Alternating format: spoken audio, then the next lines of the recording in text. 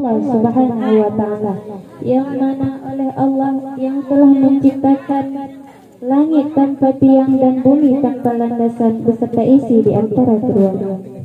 Selawat bertangkaikan salam tak lupa pula kepada baginda Nabi besar kita, yang mana oleh beliau yang rela anaknya menjadi yatim dan istrinya menjadi janda demi mempertegakkan kalimatul haq, yakni kalimah la ilaha illallah Muhammadur Rasulullah.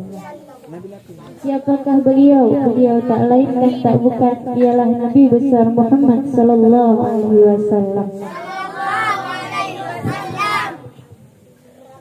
Penghormatan saya kepada Al-Mukarram pucuk pimpinan Ma'had Al-Ihsaniyah Al-Aziziyah beserta keluarga beliau, dan penghormatan saya kepada seluruh dewan guru yang jasanya tak terhingga, dan yang saya sayangi kepada teman-teman yang seperjuangan dengan saya. Berdirinya saya di sini hanya ingin menyampaikan syarahan singkat yang berjudul dengan perkara yang dirahasiakan oleh Allah Subhanahu wa Ta'ala. Sahabat Umar radhiyallahu anhu berpesan, Allah Ta'ala menyembunyikan 6 perkara di dalam 6 perkara yang lain. Yang pertama, Allah Ta'ala menyembunyikan keridhaannya dalam ketaatan seorang hambanya. Yang kedua, Allah Ta'ala menyembunyikan murkanya di dalam kemaksiatan seorang hambanya. Dan yang ketiga, Allah Ta'ala menyembunyikan malam Lailatul Qadar di dalam bulan Ramadan. Dan yang keempat, Allah Ta'ala menyembunyikan para wali di antara para manusia. Dan yang kelima, Allah Ta'ala menyembunyikan kematian di dalam umur. Dan yang keenam, Allah Ta'ala menyembunyikan as-salatul wusta, yaitu salat yang paling utama di antara salat-salat yang 5. Lalu Allah Ta'ala merahasiakan 6 perkara di dalam 6 perkara yang lain. Yang pertama, agar manusia bersungguh-sungguh dalam melaksanakan ketaatan kepadanya, maka tidak semestinya bagi siapapun untuk meremehkan ketaatan seorang hamba tersebut, karena bisa jadi disitulah terletak ridhanya Allah. Dan yang kedua, agar manusia bersungguh-sungguh dalam menjauhkan diri dari bentuk kemaksiatan dan terjerumus ke dalamnya, maka tidak sepantasnya bagi siapapun untuk meremehkan kemaksiatan tersebut walaupun sangat sedikit, karena bisa jadi disitulah terletak murkanya Allah. Dan yang ketiga, agar manusia bersungguh-sungguh dalam menghidupkan seluruh harinya di bulan Ramadan, sebagaimana yang terdapat di dalam hadis, pahala perbuatan sunat di bulan Ramadan sama besarnya dengan pahala perbuatan wajib di bulan yang lain. Dan agar bersungguh-sungguh dalam mencari malam Lailatul Qadar, lebih baik nilainya dari 1000 bulan, yaitu 83 tahun 4 bulan. Dan yang kelima, agar manusia, dan yang keempat,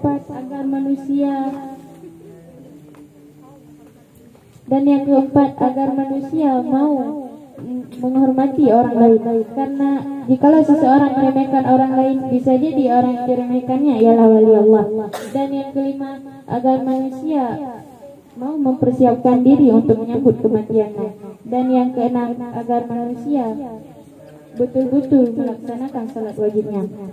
Ma'asyiral muslimin rahimakumullah. Kehidupan manusia di dunia sangatlah pendek. Selama masa yang pendek ini kita harus mempersiapkan diri untuk akhirat dengan cara melakukan perbuatan yang benar. Sebagaimana firman Allah yang artinya, hiduplah bahwa sungguh kehidupan dunia adalah sebuah sandiwara. Bahkan Nabi kita Muhammad SAW pernah bersabda, hiduplah di dunia sebagai orang asing. Tapi jika kita berumur sejenak, kita akan tahu bahwa sumber perdamaian ialah Allah Subhanahu wa Ta'ala sendiri. Dengan menyerah kepada kehendaknya semata, maka manusia akan mendapat kedamaian. Bukan dengan hanya melakukan sembahyang 5 waktu yang setiap harinya dia lakukan, tapi apapun yang ia kerjakan yang sesuai dengan peraturan Allah, itu juga dianggap sebagai ibadah Islam. Di dalam rumah seorang muslim, begitu seorang bayi dilahirkan, azan dan iqamah dibacakan ke dalam telinganya dengan niat bahwa si bayi akan tumbuh dewasa dan taat kepada Allah. Dan apapun yang ia kerjakan kesadaran akan Allah akan menyetir dia ke dalam hidupnya. Seperti contoh seorang muslim, apabila ia memulai pekerjaannya, ia membaca Bismillahirrahmanirrahim. Dan apabila ia hendak memulai pekerjaan sesuatu, maka ia berkata insyaallah. Dan apabila ia sedang gembira, maka ia berteriak Allahu Akbar. Dan apabila ia mendapatkan sesuatu yang indah, maka ia berkata subhanallah. Dan apabila ia mendengar seseorang bersin, dia berkata yarhamukallah. Dan apabila ia berterima kasih kepada seseorang, dia berkata jazakumullah. Dan apabila ia menghargai sesuatu yang enak, dia berkata masya Allah. Dan apabila ia ditinggalkan di perjalanan, dia mengucap selamat tinggal dengan berkata fi amanillah. Dan apabila ia mendengar atau melihat sesuatu yang menjijikkan, dia berkata fi na'udzubillah. Dan apabila ia mendengar kematian seseorang, maka ia mengucap innalillahi wa inna ilaihi raji'un. Itulah contoh seorang muslim. Tapi kita seorang muslim juga harus bertakwa kepada Allah dengan cara mentaati segala perintahnya dan menjauhi segala larangannya, agar kita diridhoi oleh Allah Subhanahu wa taala.